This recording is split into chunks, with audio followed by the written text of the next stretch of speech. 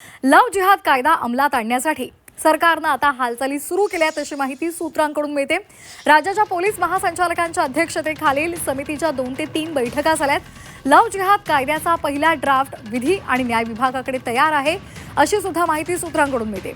हा कायदा संवेदनशील असल्यामुळे राज्य सरकारकडून बारीक निरीक्षणं सुद्धा लक्षात घेतली जात आहेत आणि त्यानुसारच सावध पावलं उचलली जात आहेत। देशातील इतर राज्यांमध्ये तयार झालेल्या धर्मांतर विरोधी कायद्याचा सुद्धा विशेष समितीने अभ्यास केलेला आहे आणि या कायद्यासाठी 2025 सालच्या फेब्रुवारी महिन्यामध्ये राज्य सरकारकडून पोलीस महासंचालक यांच्या अध्यक्षतेखाली विशेष समिती स्थापन केली आहे। या समितीमध्ये महिला आणि बालविकास, अल्पसंख्याक विकास, विधी आणि न्याय, सामाजिक न्याय आणि विशेष सहाय्य तसंच गृह विभागाचे सचिव यांचा समावेश आहे।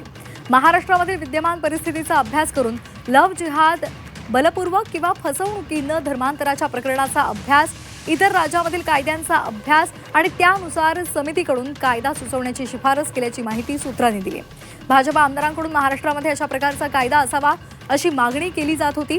त्यानुसार आता विशेष समितीची स्थापना करत कायदा तयार करण्याच्या प्रक्रियेला सुरुवात झालेली आहे। आणि या संदर्भात अधिक माहितीसाठी आपण जाणार आहोत आमचे प्रतिनिधी ओम देशमुख यांच्याकडे।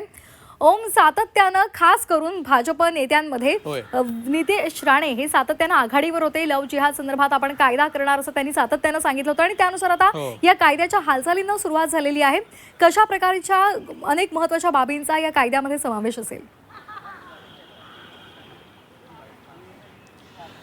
निश्चितच श्वेता, खरं तर राज्यामध्ये मागील काही वर्षांपासून मुख्यत्वे जेव्हापासून लव्ह जिहादच्या अनुषंगानं मोर्चे आणि आंदोलनं सुरुवात झाली तेव्हाच खरं तर राज्यात लव्ह जिहाद विरोधात कायदा येऊ शकतो अशा प्रकारची चर्चा होती। या संदर्भात मागणी देखील होत होती।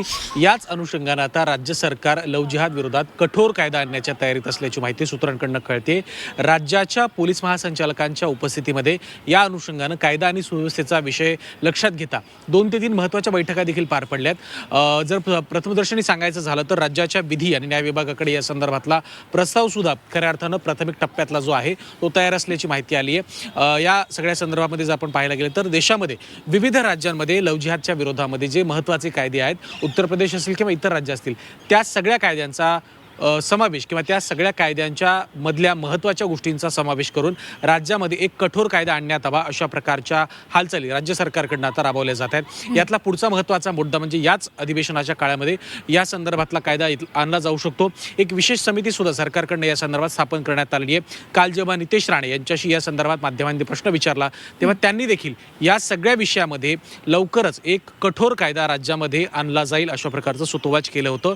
त्यामुळे मुख्यमंत्र्यांच्या अखत्यारीत असलेल्या या सगळ्या विषयामध्ये आता कधीपर्यंत हालचालींना वेग येतो आणि अंतिमतः जो अनेक वर्षांपासून कायदा प्रलंबित आहे, ज्याची मागणी संघाकडनं केली जात होती, संघाच्या आयामांकडनं केली जात होती, या कायद्याला मूर्तरूप कधीपर्यंत मिळतंय हे देखील पाहणं महत्त्वाचं असणार आहे। आणि अर्थात या संदर्भामध्ये जेव्हा मागच्या अधिवेशनामध्ये चर्चा झाली तेव्हा आता या अधिवेशनामध्ये जर या संदर्भातला कायदा आला तर त्याला विरोधी पक्षाकडनं कशा पद्धतीने उत्तर दिलं जाते, त्यांची नेमकी काय प्रतिक्रिया असणार आहे हे देखील पाहणं महत्त्वाचं असणार आहे। श्वेता, अगदी धन्यवाद। या कायद्या संदर्भात काय अनेक महत्त्वाच्या बाबी असतील, त्यामध्ये काय काय गोष्टींचा समावेश असेल हे पाहणं खरंच महत्त्वाचं आहे।